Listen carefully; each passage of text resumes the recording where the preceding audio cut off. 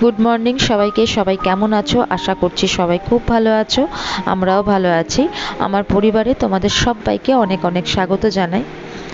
চলে এসেছি আরও একটি নতুন ব্লগের সাথে। তো তোমাদের সবার কাছে আজকের এই ব্লগটি প্রথম থেকে শেষ অবধি দেখার জন্যে অনেক অনেক অনুরোধ রইল। আজকে মঙ্গলবার, ঘড়িতে সময় এখন সকাল 8টা, আর চারিদিকে প্রচণ্ডই বৃষ্টি হচ্ছে। আমার তবে এই বৃষ্টি ভেজা দিনগুলো প্রচণ্ডই প্রিয়। জানি বাইরে বেরোলে খুবই কষ্ট হয়, যারা বাইরে বেরোচ্ছে রোজকার ডেলিকার অফিস যাচ্ছে তাদের জন্য খুবই অসুবিধা। তবে জানি না কেন আমার এই দিনগুলোকে খুবই ভালো লাগে। মানে বৃষ্টির দিনগুলো আমার কাছে খুবই প্রিয়, কারণ এই দিনেই মাম্মানের বাবার সাথে আমার প্রথম দেখা হয়েছিল। সেসব কথা না হয় পরে তোমাদের সাথে শেয়ার করব। আজকে বলি, মাম্মান যেহেতু ঘুমাচ্ছে সেই কারণে আমি ভেবেছি সকাল সকাল একটু নিজের ঘর দুয়ারগুলো একটু গুছিয়ে ফেলবো। কারণ মায়েদের কাছে না, সন্তানরা যখন ঘুমায় তখন আদর্শ সময় নিজের কাজগুলো করে ফেলার। আর আমি এই সুযোগটা একদমই হাতছাড়া করি না। আমার মেয়ে যেহেতু একটু বেলা অবধি ঘুমায়, সেই কারণে আমার কাছে অনেকটাই সময় থাকে এইসব কাজগুলো কমপ্লিট করে ফেলার। অনেক দিন ধরেই ভাবছি ঘরটাকে ডিপ ক্লিন করব, তবে সেটা আর হয়ে উঠছে না। আমাদের যেহেতু রাস্তার ধারে বাড়ি, সেই কারণে খুব তাড়াতাড়ি ধুলো পড়ে যায়।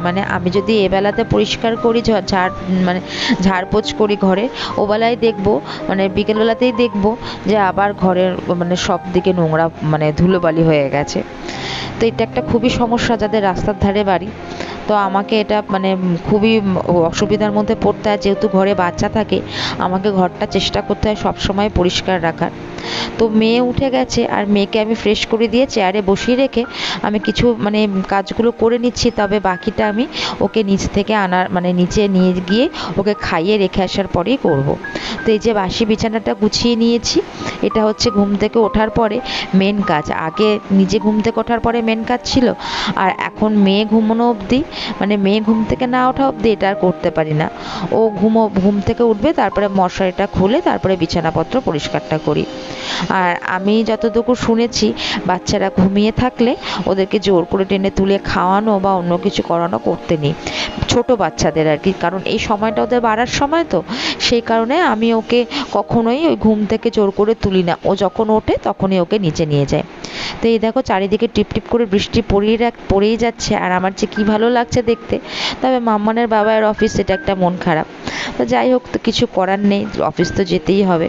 তো এখন নিচে চলে এসেছি, এই যে মেয়েকে খাবারটা খাওয়াবো। মেয়েকে কি খাবার খায় চল আজকে তোমাদের সঙ্গে শেয়ার করি। সকালবেলার জলখাবারেও বেশিরভাগ টাইম কি খায় সেটাই তোমাদের সঙ্গে শেয়ার করব। তো এই দেখো, আজকে রুটিটাকে ভিজিয়ে রেখে দিয়েছিল মা। রুটি করে একটা গোটা রুটি ভিজিয়ে রেখে দেয়, আর তার সাথে আমি একটা খেজুরকে ধুয়ে নিয়েছি। এই খেজুরটা ওর জন্য স্পেশালি ওর বাবা নিয়ে আসে প্রত্যেক মাসে। খেজুরটা ধুয়ে আমি একটু দুধে ভিজিয়ে রেখেছিলাম।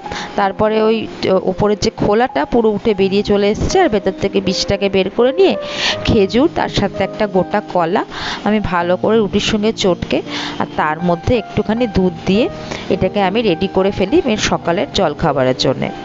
আর মেয়ে বেশিরভাগ টাইম এটাই খায়। আসলে ও ছোট, আমি জানি যে বাচ্চাদেরকে সব সময় খাবার চেঞ্জ করে দিতে হয়। আমি সেটা দিও, তবে বেশিরভাগ আমি এক্সপেরিমেন্টটা কম করি, কারণ ও একটা শ্যুট করার ব্যাপার আছে। হট করে একটা খাবার ওকে দেবো, সেটা যদি অ্যাডজাস্ট করতে না পারে, হজম করতে না পারে, সেটা একটু বেশি অসুবিধা। সেই কারণে ওকে চেষ্টা করি তথাকথিত ও যেগুলো খেয়ে নিজেকে ঠিক রাখতে পারে সেগুলোই ওকে দেওয়ার। তো মেয়েকে খাওয়ানো হয়ে গেছে, আর আমার মেয়ে ছোটোবেলা থেকে যবে থেকে খাওয়া ধরেছে আর কি, 6 মাসের পর থেকে ওকে, তারপর থেকে আমি এই দুধ রুটি কলাটা খাওয়াই। তো সেই কারণে ওর এটা খেয়ে কোনো অসুবিধাই হয় না, তাই ওকে এটাই বেশিরভাগ টাইমই দেওয়ার চেষ্টা করি। তো ওকে খাওয়ানোর পরে আমিও খেয়ে নিয়েছিলাম। আর মাঝখানে আমি এই জামা কাপড়গুলো একটু মেলে গেছিলাম, কারণ একটু রোদ মতন উঠেছিল। তবে আবার মেঘ করছে যেহেতু, এগুলো আমাকে তুলতেই হবে, কারণ একটু আধ শুকনো হয়ে গেছে, পুরো শোকায়নি। তুলে ফেলি, আবার কখন বৃষ্টি আসবে বলা যায় না। এই যে আধ শুকনো হয়েছে সেটা আবার পুরো ভিজে যাবে। আর এই বর্ষাকালে এই জামা কাপড় শুকানোটা বড় একটা ঝামেলা, কারণ ভেজা জামা কাপড় থেকে একটা বাজে গন্ধ বেরোয় ঘরে থাকলে। কোথায় মেলবো এত জামা কাপড় সেটাই বুঝতে পারি না। তো এই যে এখন চলে এসেছি ঘরে, আর মেয়ে আছে নিচে। আমাকে মানে খুব টাইম আমার হাতে খুবই কম, যেহেতু মেয়েকে নিচে রেখে এসেছি সেই কারণে টাইমটা খুব কম। ও সামনে থাকলে কি হয়, যতক্ষণ অবধি ও ঘুমায় বা ও আমার সামনে থাকে আমি অনেকটা টাইম পাই। তো নিচে থাকলে আমার কাছে টাইমটা কম থাকে, কারণ কখন কেঁদে উঠবে, কখন আমাকে দরকার হবে, সেই কারণে খুব তাড়াতাড়ি কাজগুলো গুছিয়ে ফেলার চেষ্টা করছি। তো দেখেছো প্রচণ্ডই ধুলো পড়ে যায়, দেখে মনে হচ্ছে কতদিন ধরে মানে আমি এগুলো করিনি, কিন্তু বিশ্বাস করো বেশি দিন না, আমি আগের সপ্তাহতেই এগুলো সব পরিষ্কার করেছিলাম। আবার দেখো কেমন ধুলো পড়ে গেছে। আর ড্রেসিং টেবিলে মানে মানে এতটাই ধুলো পড়ছে, ড্রেসিং টেবিল নয় শুধু, ড্রেসিং টেবিল, আলমারি, আমাদের একটা টি টেবিল আছে ওপরে ছোট, সেগুলো সবেতে এতটা পরিমাণ ধুলো পড়ছে, মানে আমার খুব অস্বস্তি হয় এগুলো দেখলে আর কি।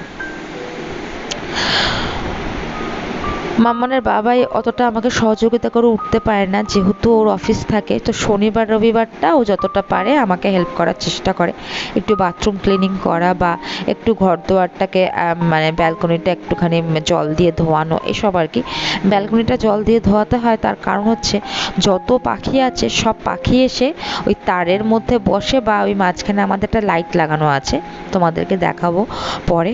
ওই লাইটের মধ্যে বসে যত ওদের মানে পটি করার ইস্যু করার জায়গা হচ্ছে ওইটা, ওখানে করবে আর সমস্তটা নিচে এসে পড়ে, সেই কারণে ওটাকেও আমাদের সপ্তাহে একদিন করে ডিপ ক্লিন করতেই হয়। তো এই দেখো তোমাদের সঙ্গে কথা বলতে বলতে আমার মোটামুটি ঘরটা গোছানো হয়ে গেছে। এখন এই মানে গোছানো বলতে মোটামুটি পরিষ্কার করা হয়ে গেছে। এখন একটু মানে বেশ ইয়ে করে ঝাড়টা দিয়ে নেবো ঘরটা, মানে ঝাড় দেওয়া হয়ে গেলেই আর কি, পরিষ্কার করে ঝাড় দেওয়া হয়ে গেলেই আর একটু মুছে নেবো, তারপরে আমার কাজ কিন্তু মোটামুটি শেষ। তারপরে যাবো নিচে, কারণ মেয়েকে এবার গিয়ে খাওয়ানোর টাইমও হয়ে গেছে, প্রায় 1:45 মতন বাজে। এখন আমি স্নান করিনি, আজকে একটু লেট হয়ে যাবে, মেয়েকে 2টোর সময় খাওয়াই, তবে আজকে মনে হচ্ছে একটু লেট হয়ে যাবে। এই যে ঘরদোয়ারটা পরিষ্কার করলাম, দেখো কতটা ধুলো মানে ধুলো বা ঝুল থাকার কথা, কিন্তু এই যে হাওয়া দিচ্ছে বাইরে থেকে সমস্তটাই কিন্তু উড়ে আবার সে কোথায় মিশে গেল তার বলা মুশকিল। তো যাই হোক, যতটা আছে এটাকে ঝাড় দিয়ে ফেলে দিচ্ছি। আমি না ঘর ঝাড় দিয়ে সবসময় বাথরুমে ফেলি, আমাদের তো ছাদ খোলা, মানে আমাদের ওপরেই একটাই রুম, সেই কারণে ছাদে ফেললে আবার সেই ছাদের ধুলোগুলো না ঘরের মধ্যেই ঢুকে যায়। তো এই যে দেখো ঘরদোয়ারটা আমার পরিষ্কার হয়ে গেছে, কেমন হয়েছে তোমরা জানিও। আজকের মতন বন্ধুরা ব্লগটাকে এখানেই শেষ করছি, দেখা হবে তোমাদের সাথে পরের ব্লগে। ততক্ষণের জন্য তোমরা সবাই ভালো থেকো, টাটা বন্ধুরা।